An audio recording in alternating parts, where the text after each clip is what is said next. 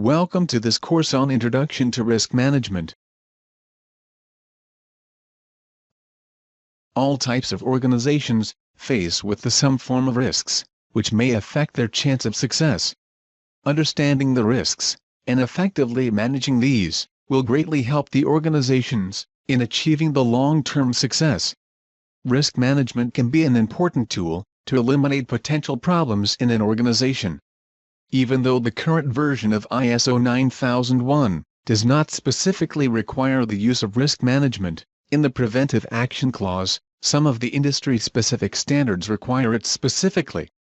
For example, the Quality Management Standard for Aviation Industry and Healthcare Industry have risk management requirement included in the Preventive Action Clause. These are the topics covered in this course. First, we will understand the definitions of risk and risk management. Then we will look at 5 key steps for managing risks. Companies face a number of internal and external factors, which make it uncertain whether the company will meet its objectives. These uncertain events, or conditions, are called the risks. So far in this course, we thought that the risks always have a negative impact. Let's be clear here, that the result of a risk is not always negative. Risks are uncertain events. These uncertain events could lead to positive or negative results. Positive risks are known as opportunities. Organizations attempt to avoid or reduce the impacts of negative risks. However, when it comes to the positive risks, organizations would like to take maximum advantage of these opportunities.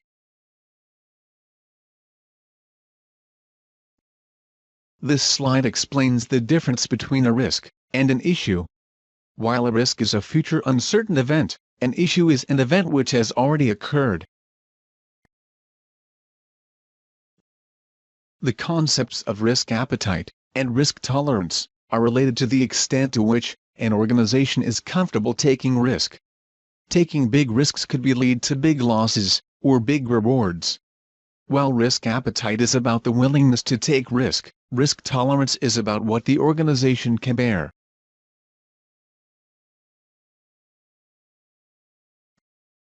As discussed on the previous slide, risk is associated with reward. Organizations take risks to gain more rewards. This is the definition of risk management, taken from wikipedia.org. If you find this definition confusing, then please proceed to the next slide. This same definition is presented there, in form of a diagram. In risk management, you identify the potential risks, then you assess them so that you know which of the identified risks are more critical and which are less. Based on that assessment, you give more priority to some risks and less to others. You cannot cover all risks since you have limited resources. With this priority, you put your resources on high priority risks. As we talked earlier, a risk can be a negative or positive risk. You attempt to minimize the impact of negative risks, monitor them and keep them under control.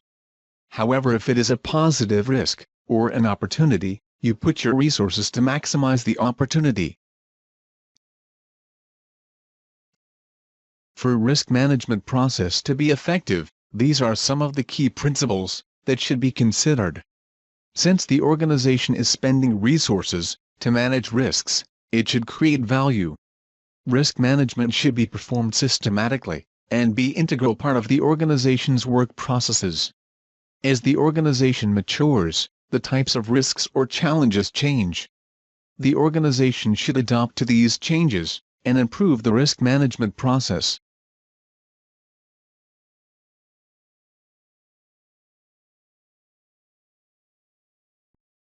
Risk management is applied in a variety of fields such as project management, military, space, medical, engineering, plant operation, safety, and in financial portfolio management. Key benefits of implementing risk management includes fewer shocks and unwelcome surprises, effective use of resources, and reassuring stakeholders. instead of being unprepared for the threats and opportunities that happen during the course of a project or business. Risk management can help plan and prepare for them. This preparedness helps organizations in saving costs and time. Risk management process can be divided into these 5 key steps. It starts with having a risk management plan. The next step is to identify the potential risks and prepare a list of all risks. This list of risks is then analyzed, using qualitative and quantitative techniques, to identify high priority, medium priority and low priority risks. Response is planned for these risks, depending upon the priority. Risks are then monitored and controlled. We will look at each of these steps in the following slides. Risk management plan specifies the management intent, systems and procedures required for managing risks.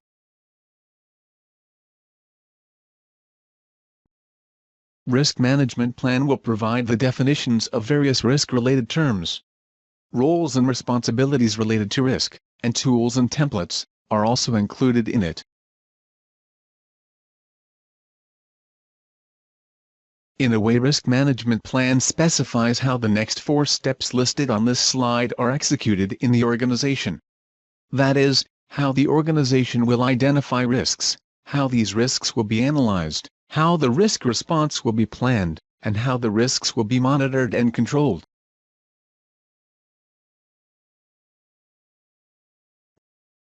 Once the plan is in place, identify risks is the first key step in actual management of risks.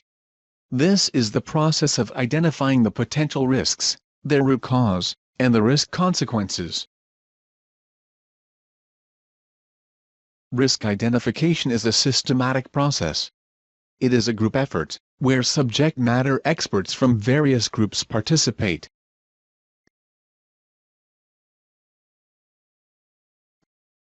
The most common tool used in risk identification process is brainstorming.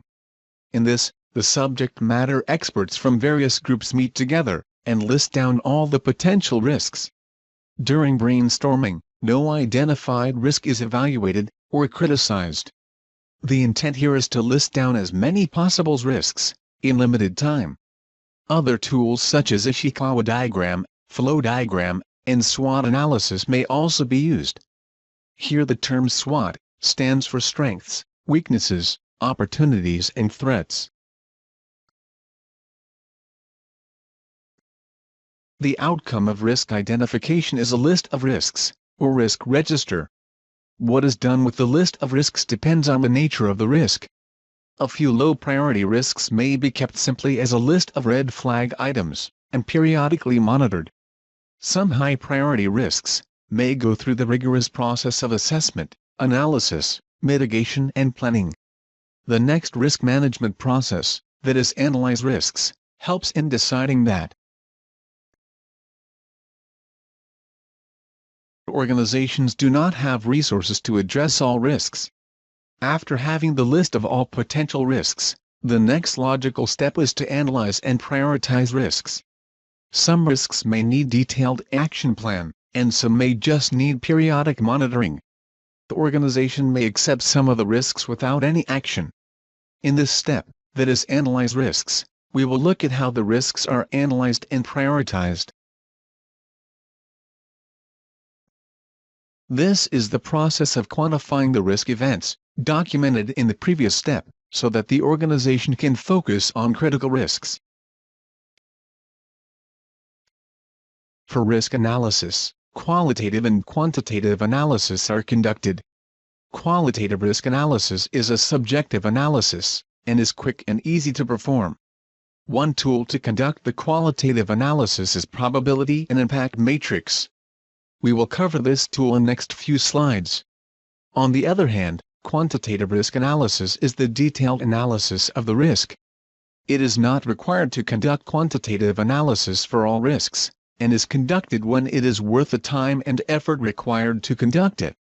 Tools to conduct quantitative risk analysis include expected monetary value analysis, Monte Carlo analysis, and decision tree. These tools are not covered in this training course.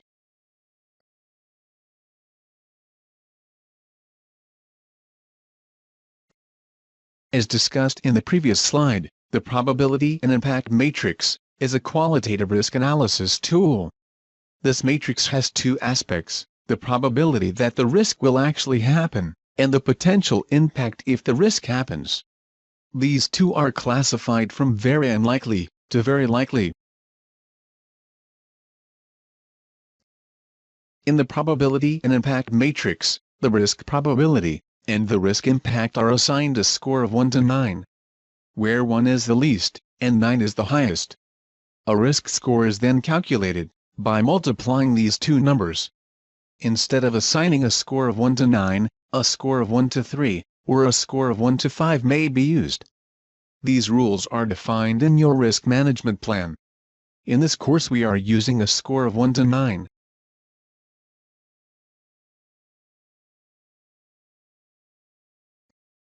In this example, the group assigns a score of 1 to the probability of risk, and a score of 9 to the impact value. This means that the risk being discussed has a very low chance of happening, but if it happens, the impact will be very high.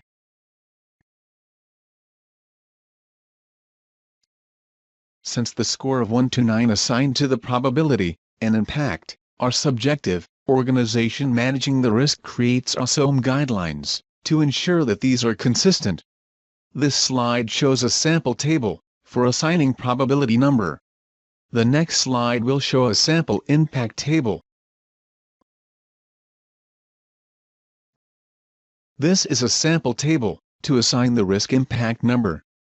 The risk may impact cost, schedule, scope or quality.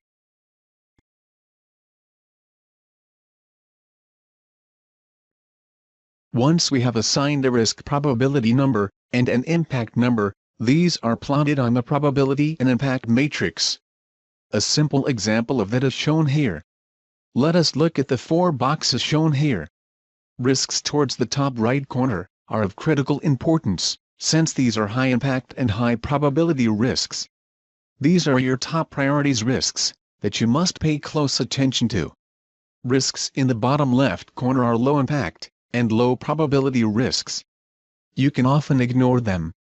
Risks in the top left corner are of moderate importance, since these are low impact and high probability risks. If these things happen, you can cope with them and move on. However, you should try to reduce the likelihood that they'll occur. Risks in the bottom right corner are high impact and low probability risks, and these are very unlikely to happen. For these, you should do what you can to reduce the impact, and you should have contingency plans in place, just in case they occur. This and the next slide show examples of probability and impact matrix. In this example, a score of 1 to 9 is assigned to the probability and the impact. This is an example of the probability and impact matrix, where the probability and the impact are assigned a value between very low to very high. Once we have analyzed risks, the next step on risk management is to plan risk response for each identified risk.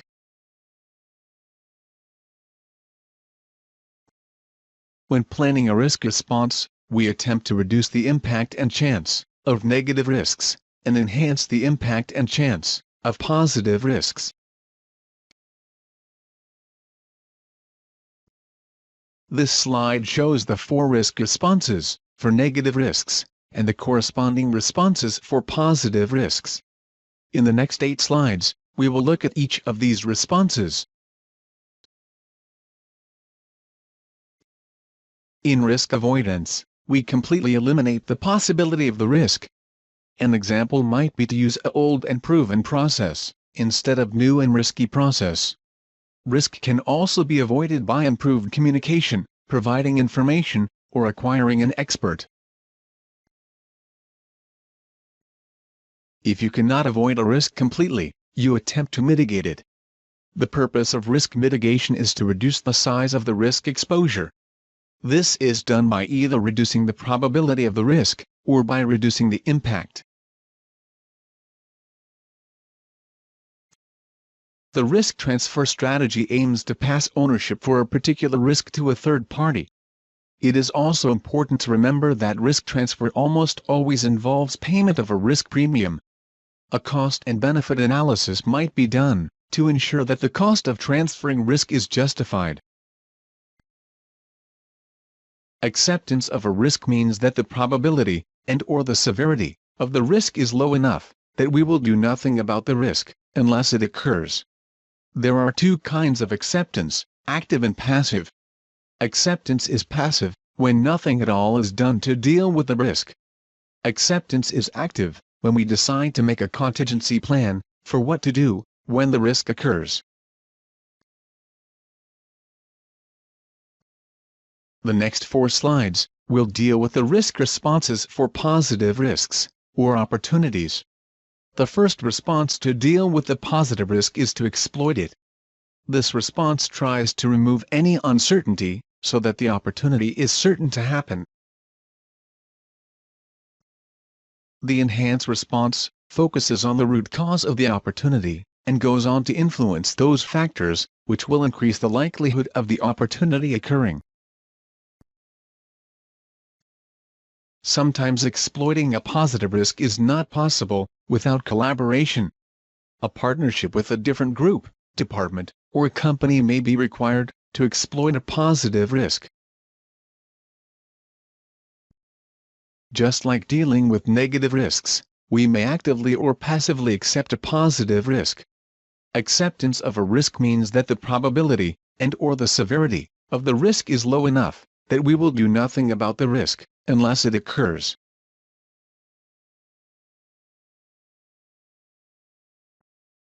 Once we have identified risks, analyzed them and made a plan to deal with them, the next step is to monitor and control the risks.